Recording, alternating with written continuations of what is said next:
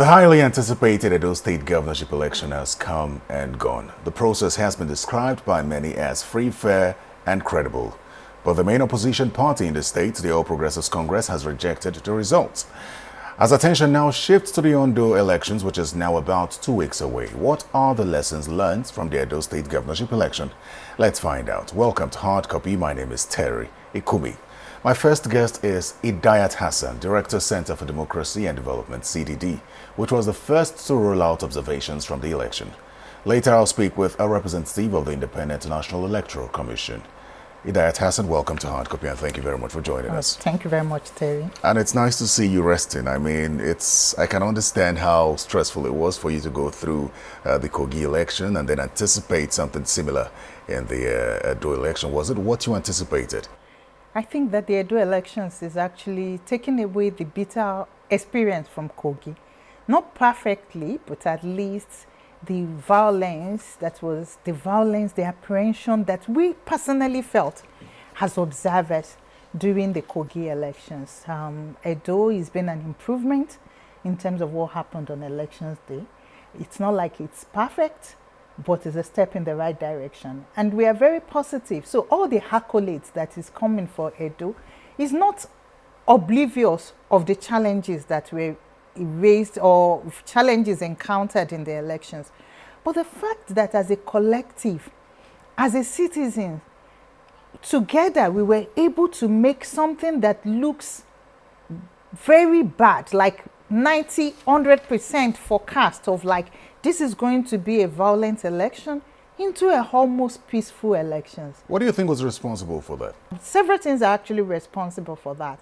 One, of course, is the peace negotiated by the Oba of Benin. If you understand, in Edo, the traditional institution means a lot. The Abdisalami Abubakar-led peace committee, the statement of the President Muhammadu Buhari also contributed, and importantly, the fact that the Independent National Electoral Commission tried its best in terms of organizing this election credibly, and importantly, the non-partisan action of the Nigerian security agencies. So that is what really determines this election. Those 5 points. The fact that we did not see. So assuming a point where we had seen in previous elections that the security forces were openly deployed or actively participated in skewing outcome in broad daylight, it would have degenerated into violence. So I think I give kudos to the security agencies in this election. We are not saying there weren't challenges, but when we see positive, we also recognize those positives. So I'm not going to forget that our observers were detained. Several organizations' observers were also detained. But at least the non-partisanship they displayed in these elections is not comparable to the previous elections since 2019. The CDD also mentioned that the voter turnout was quite low, 25.2% if I'm correct. What do you think was responsible for that? Because it seemed at the time that there were fears about the violence, as you rightly mentioned, and then the Oba stepped in, the IG of police assured the people, and then from conversations we had with the people in Edo State, it did seem that they were going to come out en masse and vote, but that wasn't the case. What happened? Now, lots of reasons are actually responsible for low voter turnout. One is the failure of democracy itself to actually deliver development. So tell me, even if you ask our colleagues, friends, family, they'll tell you that why do I have to go under the scorching sun in the rain to vote when public goods and services are not available? So that's one. Secondly, of course, is often the fear of violence drives people away from participating in elections. Now, thirdly, is also the belief that votes will not count. So somehow it has been ingrained in people. And that was something that we had mentioned in our pre-election reports issued last Thursday, that voter apathy will likely be driven by the fear that votes will not count, because that was what we got from speaking to people. Do you think that votes counted in this election? I think that vote counted because if you look at it, at times perception actually matters when you are managing elections. In some elections, if votes did not count or the will of the people is not reflected. There could have been an outbreak of violence instead of the joyous mood you saw in different parts of Edo State.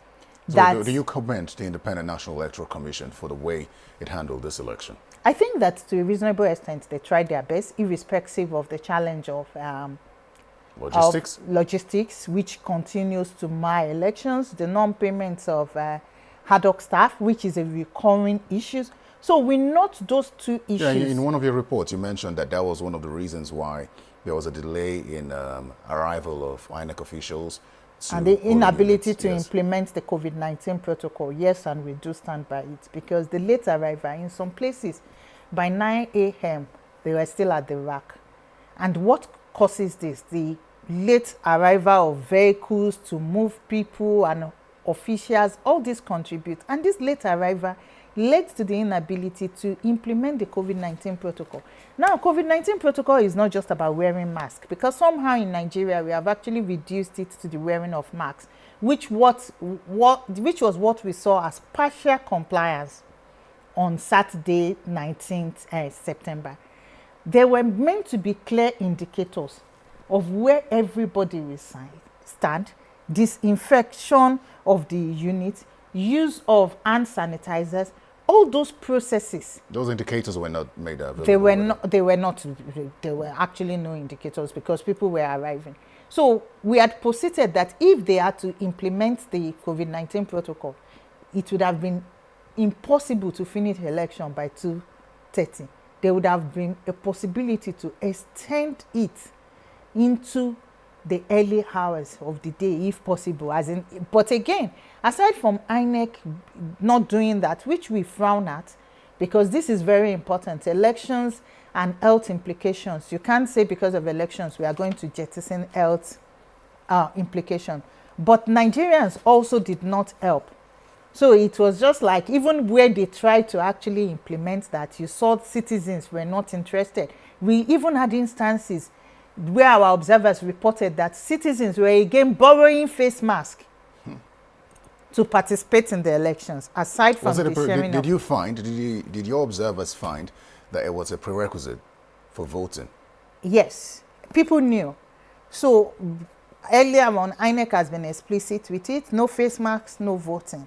They have had voter education at the polls. At the polls, and the politicians reacted to it by providing face mask for people. So you even see that face mask was used as a means to identify who is going to pay you after you have voted. It was to implement, it was part of the vote buying strategy also itself. So you are wearing yellow marks, you know which party you are actually for.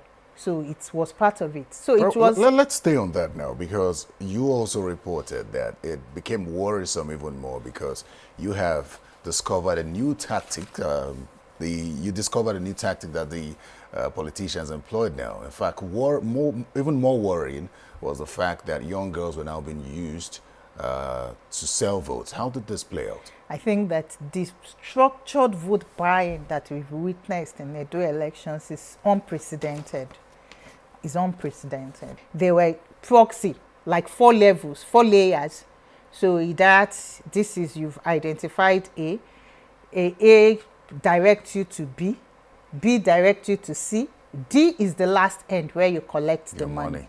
There is issuing of tickets, there is photo evidence which you have to put, there is assistance. So that suggests that people went to the polls with their phones. Yes, and there took is pictures of their slips. Yes, there is even assisted voting where that was not implemented also. So you see, they just watch and make sure you thumb print if they are not even directly actually thumb printing for you. And the instance where they used the girls was where people were already frowning at it. So one thing that they had to do was to use young girls as proxies to carry money, because you would not suspect them, compared to having a Terry or a diet and being the one that is actually ferrying this money. This structured vote buying is something that is unprecedented and not seen. And I think that if it happened in Edo, we have to take it serious. Because since the return to, since 2015 elections, the first, 2016 actually, Edo heralded the beginning of vote buying, as in extreme vote buying post 2015. And this is, so if we are tracing vote buying, we always come to Edo to say this was, Edo 2016 was the beginning of the unprecedented vote buying. And you can see the same as played out with now not just vote buying, but a structured approach to vote buying. And I think these are worrying when vote buying is now determining the outcome of an election. And as you rightly pointed out during your statement, while reading out your statement, the security agencies stood by and did nothing. I think that is one of the undoing of the security agencies. And without mincing word, while we continue to applaud them for their non-partisanship, the failure to implement extant laws breeds impunity. So the political class were buying votes with impunity. The citizens were complying and even looking that who is paying more. One is paying 3,000, another is paying 5,000. You leave the queue and go to queue for 5,000. And right there in broad daylight, the security forces, some present, heavily deployed, average of 3-4. So in previous elections, when we talk, we will say we go to polling unit, we didn't see the 3, we didn't see the 4, they should explain the 31,000 they've deployed.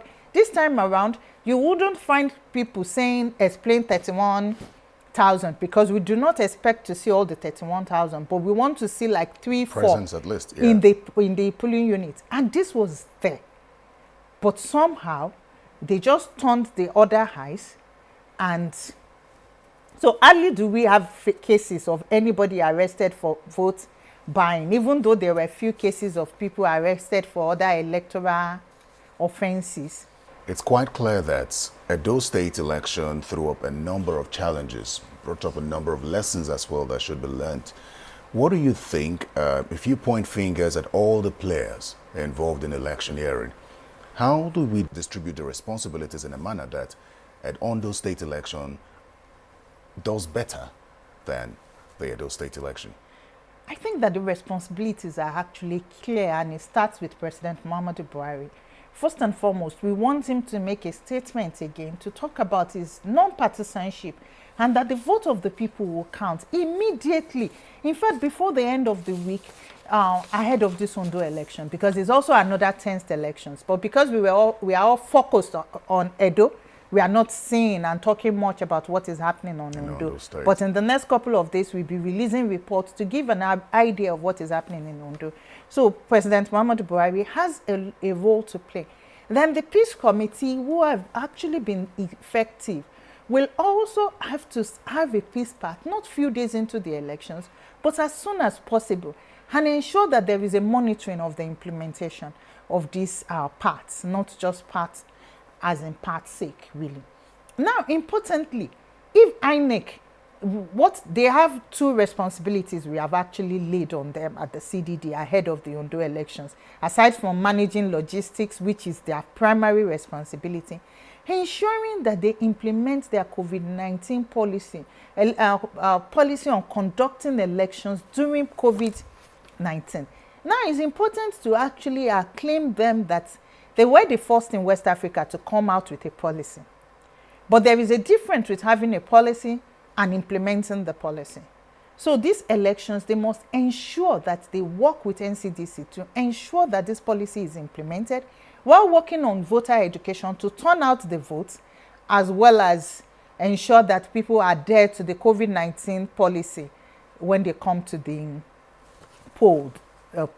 Now the security agents, they've been all, now they are being acclaimed, and we recognize their contribution to the just concluded elections, but they should continue with build on what was done on this Saturday 19th September elections and ensure they remain largely non-partisan in the forthcoming elections. But while remaining non-partisan, ensure that they implement the law as written or provided for in our law books. And most importantly, aside from voting in elections, it's high time that we have to start holding our elected officials accountable. I'd like to say a very big thank you to you, Idayat Hassan, Director of Center for Democracy and Development. Thank you so much for the work you do, and I hope you find some time to rest now, at least before the Ondo elections. Thank you very much. Thank you. When we come back, we'll speak with the electoral umpire and get responses for the observations made by the CSOs. Do stay with us.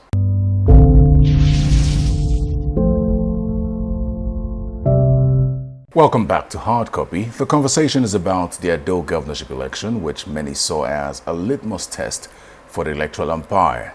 And as far as election credibility is concerned, maybe or maybe not, they passed, and that's according to the CSOs. My next guest is a National Commissioner and Director of Voter Education of the Independent National Electoral Commission, Festus Okoye. Mr. Festus Okoye, thank you so much for coming on Hard Copy. Thank you so much. And I could sense the joy on your face coming from this election. I'm guessing that you feel that the that INEC conducted a very credible election, and it's been described by many as a credible process. So I think it's safe to ask you, what did INEC do right this time? Well, when we are preparing for any election, the way we prepare for a big election is the way we prepare for a state assembly constituency election, because each election has its own peculiarities. But with the Ondo governorship election, we prepared for this election under a pandemic. So the shadow of the pandemic was looming. And also there was also the threat of violence and the use of incendiary language by the main political actors. So this heightened tension, heightened fear, and then there was also apprehension. So what we did was to prepare and prepare well, and also prepare strategically. And we deployed the non-sensitive materials on time, and also deployed the sensitive materials on time. But one thing that was going for us was that we were very inclusive and consultative. We carried all the main critical stakeholders in the political process along in all our preparations. So they were never in doubt whatsoever in relation to what we were doing. But then the All Progressives Congress has rejected the result and has chosen, we don't know the outcome of that, but they've rejected the results. So what does that tell you of the process? And many say it's credible, but the main opposition party says it is not credible. How does that make you feel as electoral umpire? The issue is that both the electoral management body and the political parties are products of the Constitution and the law. And the Nigerian Constitution has given the Commission the power to organize, undertake, and supervise elections. But it has also given a different agency of government the power of judicial review. So if any individual or any group or any political party is not happy with the outcome of a process, the law and the Constitution has provided for other means and other mechanisms of seeking redress. So it is within the constitutional right of the candidates in the election, and also the constitutional right of the political party to test what we have done before the judicial process. I think you agree with me when I say that every election presents an opportunity to learn, and there have been some observations, particularly from the election observers.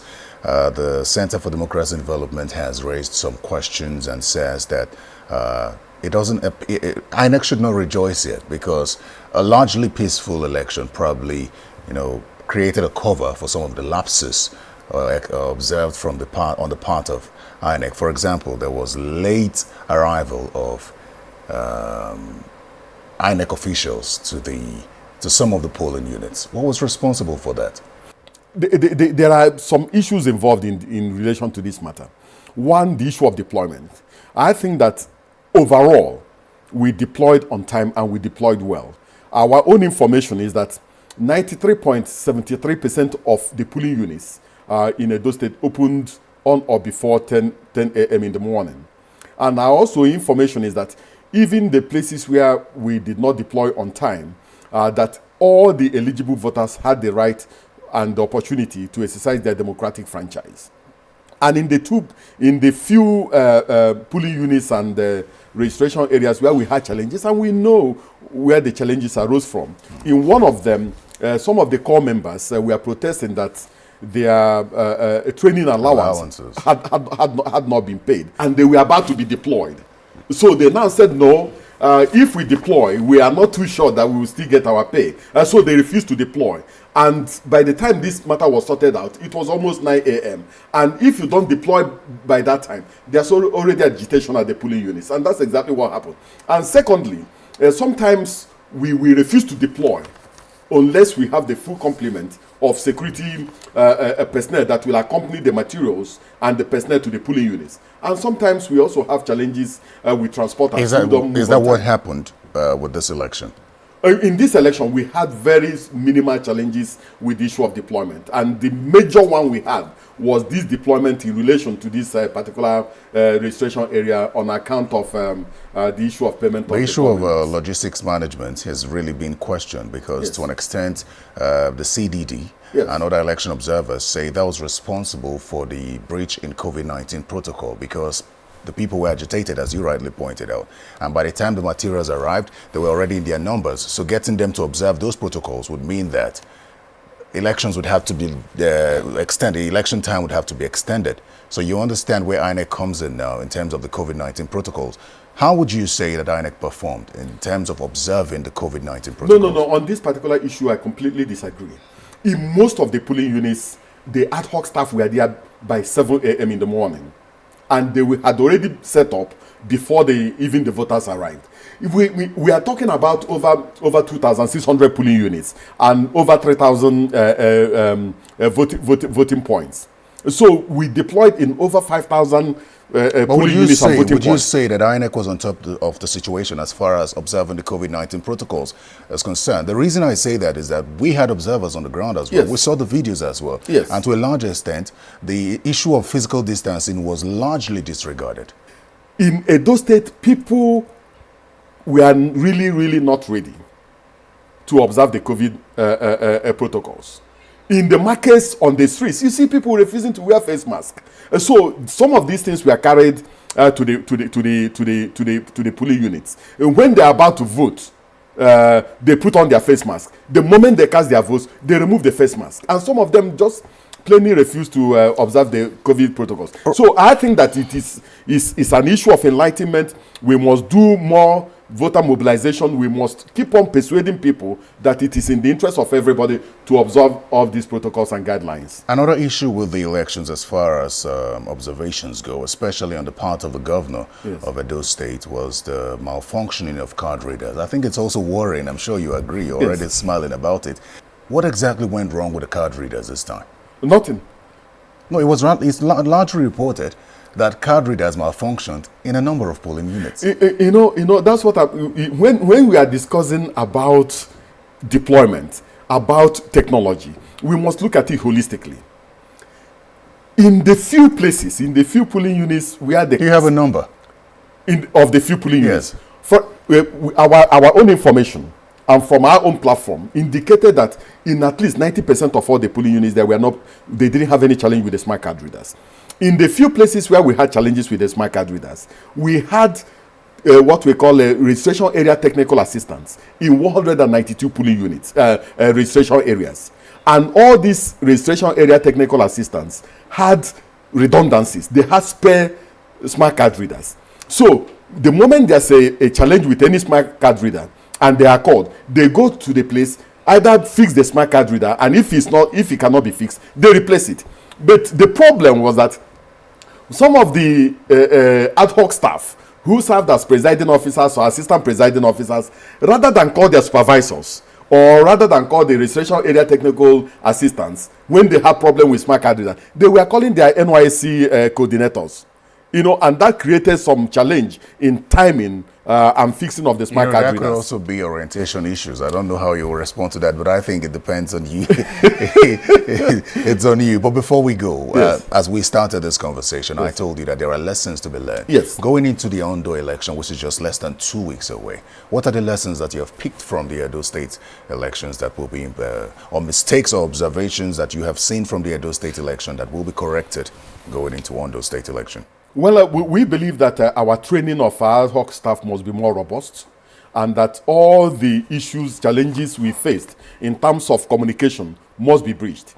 Secondly, we also believe that we need to hold more conversation with the National Union of Road Transport Workers and the transport owners so that we can get some of the vehicles we hire to sleep at the registration area centers a day before the elections, so that we don't have problems of transporting some of ad hoc staff to the polling units. And then we need to also recalibrate the polling units a day before the election, so that people will come in and fall into our protocols as they come into the polling units. And also to pay the ad hoc staff so that you don't have a protest. We are not going to have challenge with that. We have already discussed it and we are going to deal with it. We are not going to have that challenge. Thank you so much for coming to speak with us on Hard Copy. Very well.